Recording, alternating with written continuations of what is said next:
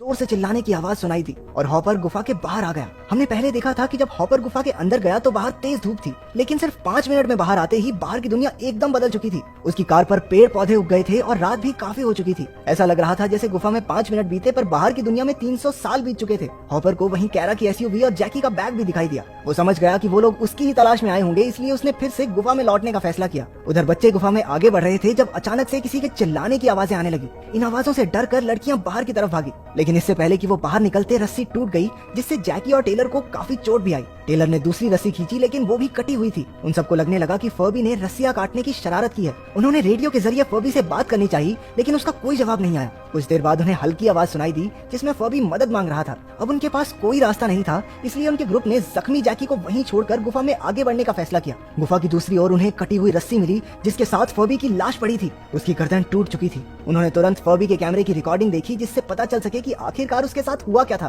फर्बी ने हॉपर के पिता की डायरी से पढ़ा कि गुफा में ऐसा जादुई पानी है जो किसी भी बीमारी को ठीक कर सकता है, और क्योंकि हॉपर की बहन एक लाइलाज बीमारी से जूझ रही थी, इसीलिए उनका परिवार पानी की तलाश में यहाँ तक आया था। गुफा के बाहर कई दिन गुजरने के बाद फर्बी ने अंदर जाकर अपने दोस्तों को ढूंढने की कोशिश की। उसके लिए कई दिन बीत चुके थे, जबकि गुफा के अंदर अभी कुछ सेकंड्स ही गुजरे थे। जैसे ही फर्बी अंदर गया तो उसकी रस्सी टूट गई और वो जोर से नीचे आ गिरा। हालांकि उसकी मौत नहीं हुई, वो 1 घंटे तक वहीं बेहोश पड़ा रहा। जैसे ही उसकी आंख खुली, उसने रेडियो के जरिए मदद मांगनी चाहिए, लेकिन तभी एक जंगली आदमी ने उस पर हमला करके उसे जान से मार डाला। वीव्स का ध्यान एक बहुत ही अजीब बात पर गया। कैमरे की रिकॉर्डिंग में कई दिन रिकॉर्ड हुए, लेकिन उन्हें तो गुफा में आए 1 ही घंटा हुआ था। क्योंकि टाइलर और जैकी को चोट लगी थी, इसलिए अब सिर्फ कैरा और वीव्स ही गुफा से बाहर निकलकर मदद ढूंढ सकते थे।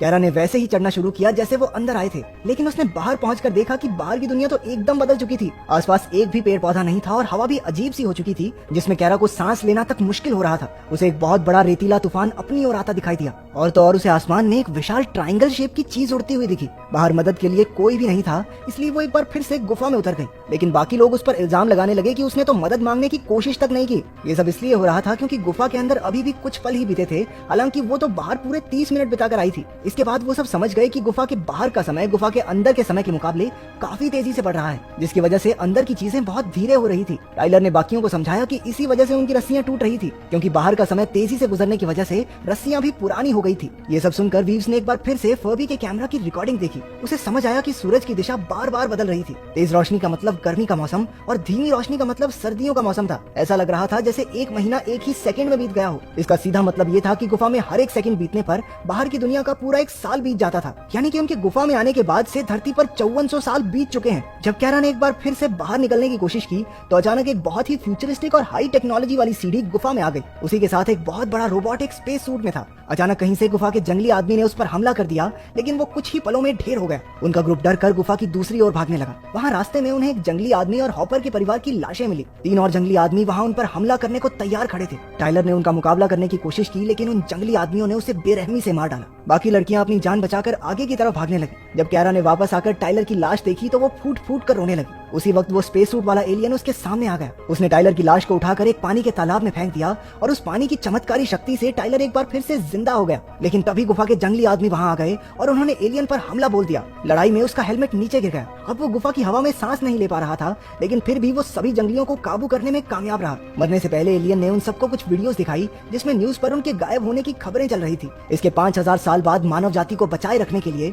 सभी इंसानों को किसी और प्लेनेट पर शिफ्ट होना पड़ा। अब उन सबको समझ आ चुका था कि अपनी दुनिया में वापस जाने का उनके पास कोई रास्ता नहीं है। उन्हें फैसला करना ही होगा कि उन्हें यहाँ से बाहर निकलना है या हमेशा के लिए गुफा में ही पड़े रहना है। तभी टाइलर को वहाँ हॉपर मिल गया, जो बेहद बुरी हालत में था। उसे बहुत चोटें आई थी। वो एक और मोटी अदृश्य परत के बाहर पड़ा था, जिसके दूसरी ओर हॉपर की बहन और उनका पूरा परिवार समय में जमा हुआ था। वो सब फाउंटेन ऑफ यूथ की तलाश में यहाँ तक पहुंचे थे। हॉपर ने उन्हें बताया कि असल में गुफा एक सिक्योरिटी सिस्टम है जो फाउंटेन ऑफ यूथ को बचाने के लिए बनाया गया था। हर एक अदृश्य परत के बाद समय की गति बिल्कुल बदल जाती है, और जैसे जैसे कोई अंदर जाता है समय की गति भी धीरे होने लगती है। उन सब ने उस पानी के तालाब के जरिए जख्मी जैकी और मर चुके फर्बी को जिंदा करने की कोशिश की, लेकिन बाकी के जंगली आदमी अब भी उन पर हमला कर रहे थे। अब उनके पास बचने का कोई रास्ता नहीं था, इसलिए उन्होंने एलियन की हाईटेक सीढ़ी का इस्तेमाल करके गुफा से बाहर निकलने का फैसला किया। जैसे ही वो ऊपर पहुंचे, उन्होंने देखा कि ऊपर से पानी भरना शुरू हो गया था। कैरा ने पानी से बाहर जाने की कोशिश की, लेकिन अचानक भयानक से जानवरों ने उसे दबोच लिया। बाद में पता चला कि वो असल में 5000 साल बाद के इंसानों का ही रूप थे। कुछ ही पलों बाद कैरा स्पेस सूट पहने गुफा में वापस आई, और उसके साथ एक हाईटेक रस्सी थी, जिसके जरिए गुफा के अंदर सभी लोगों को बाहर निकाल लिया गया।